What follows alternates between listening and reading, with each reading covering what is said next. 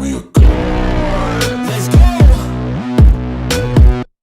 I'm about to go off like a weapon. Fuel to the top, got a filled up engine. In my thoughts, obsession. I will not stop, no, I'm never second guessing. I got a God complex. Haters love to hate, but I never feel pressed. Got a lot on my plate, but I never get stressed. I'll take all the pressure like I'm acing this test. Tear it up like I'm Jason. I see the world like it's ready for the taking. I see this place like a game I'm playing. Straight to the bank to collect my payments.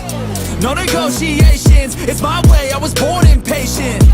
And like a damn Freemason, I'll run this nation. They call me a god. They call me a god. They call me a god.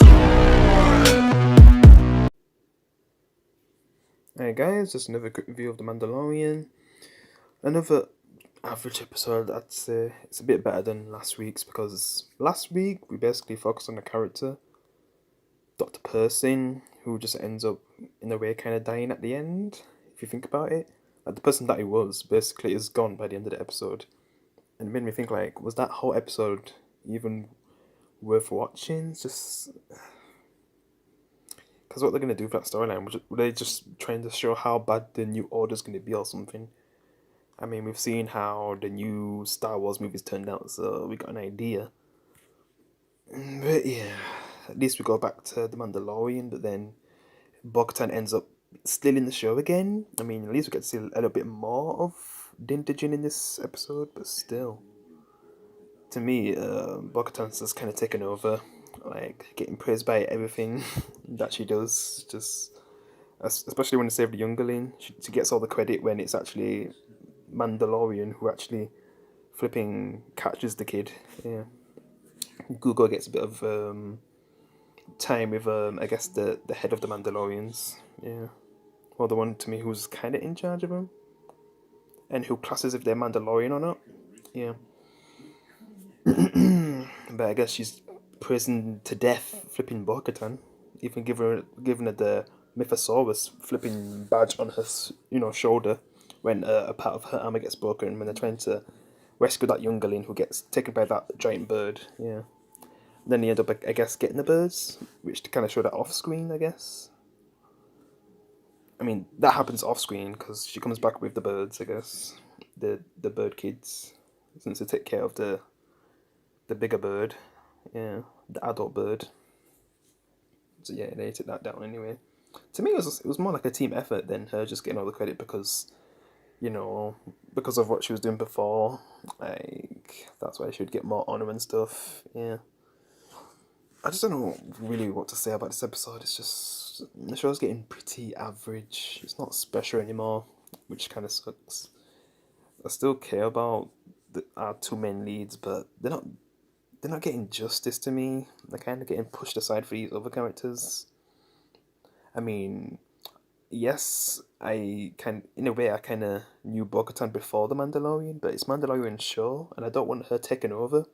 What they could have did is just make her own show, so then it doesn't feel as bad. But since The Mandalorian's the main character, and it feels like his show's getting stolen by Bo-Katan, yeah, I'm just not really liking that. Yeah, it's a bit much. Because it's his show, man. This shouldn't be happening to him, man. Like, the previous episode, we get 40 minutes of a character we don't care about, where this episode's only, like, flipping 30 minutes when they actually focus on the Mandalorian, but then some of the scenes are flipping flashbacks of something that we know how it went. This Jedi that basically protects Google. Obviously, that Jedi probably dies anyway, but yeah, I guess he gets him to safety.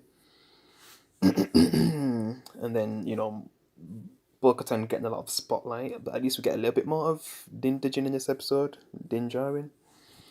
Maybe it's because of Pedro Pascal filming The Last of Us why he's not really in this season, because he's getting less and less screen time. I mean, probably my favourite moment in the episode is when Google is getting basically taken on one of the Mandalorians, but the kids. And it seems like Google's losing to him because they're basically playing like a dart game, and the kid gets 2 shots on him because I think the kid's just going a bit easy on him because, he just views him as like a baby. But don't mess with Google, man. When he gets serious and Din Djarin tells him to go all out, like, the kid gets destroyed using them Luke Skywalker moves. Yeah. That was my favourite scene, but everything else is just pretty average, I have to say. Not that interesting. I guess Bo-Katan tries to prove to, I guess, the leader of the Mandalorians that the Mythosaurus is real, but all she says is this is the way, and doesn't really believe her. Like she's just seeing things, but saying it in the way where it's kind of a good thing to say it, but then she probably doesn't realize that she's actually seeing it. Yeah, and of course she's seen it, and the Mandalorian said nothing about it. Yeah, because he definitely didn't see it because he was unconscious, being useless in episode 2. Yeah. He just got treated so dirty in that episode, but yeah, not really much else to say. I just hope the next episode's better, but this show's just going downhill.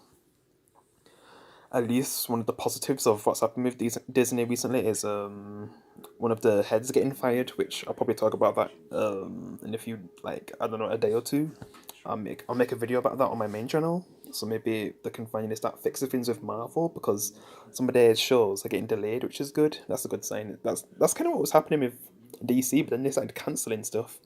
Yeah, so that's in a way a good sign, but then who would take over if they get rid of all the heads? Because right now they've got rid of one of the big heads, and imagine if they got rid of Kevin Feige next. But I'll talk about that on my main channel. But yeah, I guess I'll just end it here. Just an average episode. The show's letting me down. Let's hope it gets better, but I don't know. The viewership's just going downhill right now, especially after episode 3. Like, that episode shouldn't have existed, or they should have had a mixture of this episode and whatever the hell they was doing in that episode. Because just seeing that character who we didn't really care about in the previous seasons, and him getting a whole episode before his whole mind and personality gets erased. But yeah, I'm just gonna end it here, guys. I'll see you in the next one. Appreciate you leave a like, and peace.